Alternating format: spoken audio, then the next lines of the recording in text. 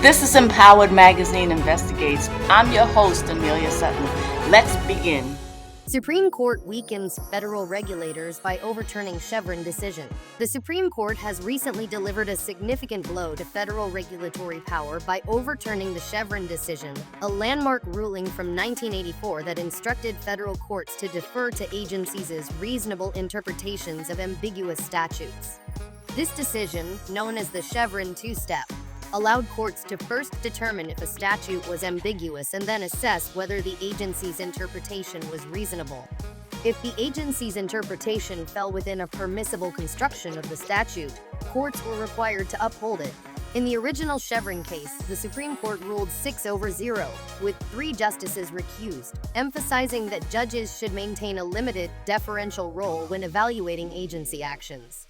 Justice John Paul Stevens articulated that judges are not experts in the relevant fields and should not overstep their bounds in matters typically handled by agency experts.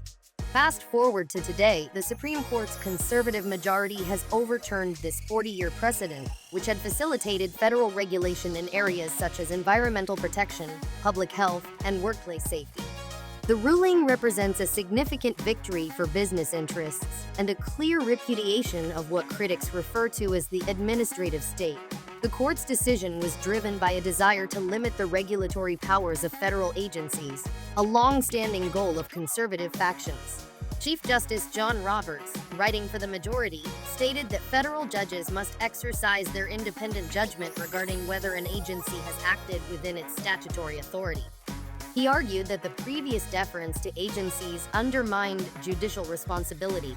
In contrast, Justice 𝗖cie𝗽𝗆𝗆𝗵𝗁, dissenting, warned that this ruling would lead to courts making decisions on matters they are ill-equipped to handle, effectively rolling back agency authority despite congressional intent.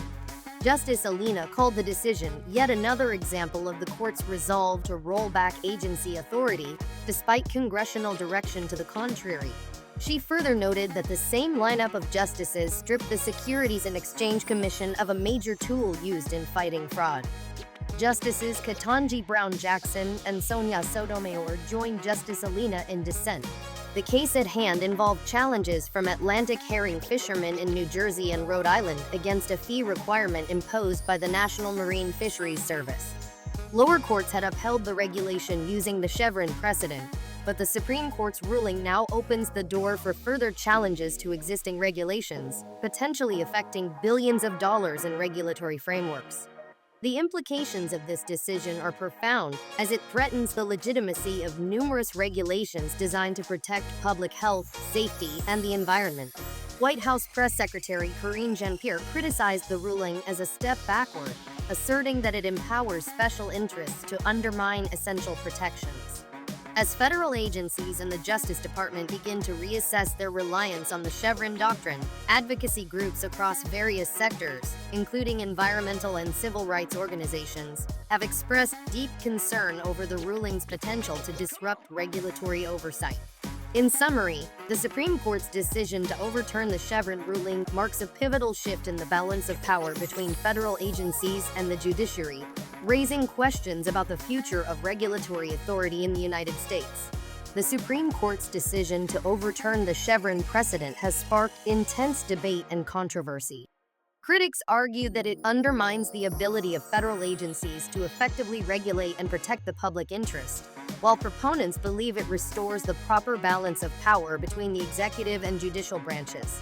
As the implications of this ruling continue to unfold, most people are concerned about the impact the future of regulatory policymaking in the United States. However, Anelia's position is that although every case is unique, as long as you are willing to learn the rules and procedures of the court, followed by learning the laws that pertain to your case, you will prevail.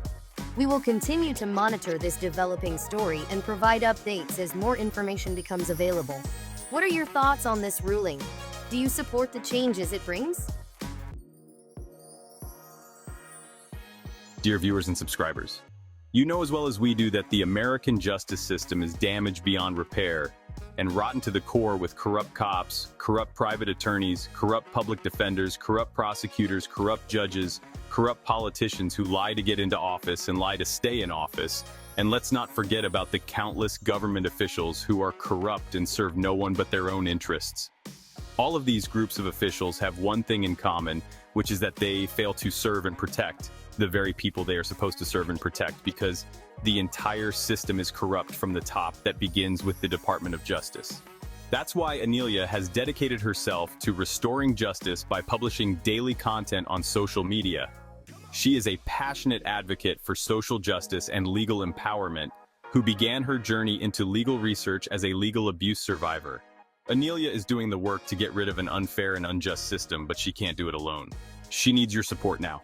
You can support this important work by simply hitting the follow button. Remember, the people you choose to follow on social media is who you amplify. So follow Anelia Sutton on this platform and across all social media platforms to amplify her mission for justice reform.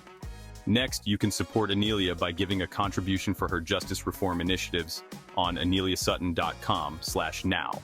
Your contribution, as little as $8, is critical to restore accountability, transparency, and justice for all back into the justice system. All right, let's get the engagement going here. Do all of the button things, so hit the like button, share this video, and comment #AneliaSutton. Stay tuned for more updates, and I'll see you in the next video. Check the video description box for all of Anelia's social media links and more helpful links mentioned in this video. Remember, knowledge is power. Unity is power, so stand together with Anelia for justice. United we stand, united we win. Thank you for watching, and thank you for all of your support. I believe that legal education and personal finance are two sides of the same coin, because corrupt officials target people who don't know their rights and are struggling financially. But with the right financial tool, you can protect yourself by building your personal credit, and that's where the Self card comes in. It's not just a secure credit card, but a powerful shield of protection and a symbol of empowerment. Don't let financial struggles allow corrupt officials to put a target on your back. Take control of your personal finances now. Build credit, build dreams. Get the Self card today on aneliasutton.com/self. You can also find a link in the video description box. This video is sponsored by Mission Possible University, a school I founded with courses dedicated to equal access to justice and closing the wealth gap. Join more than 4,000 students and over 20,000 alumni in the pursuit of brave ideas on missionpossibleuniversity.com. Please remember to hit the like, share, subscribe, and the bell notification.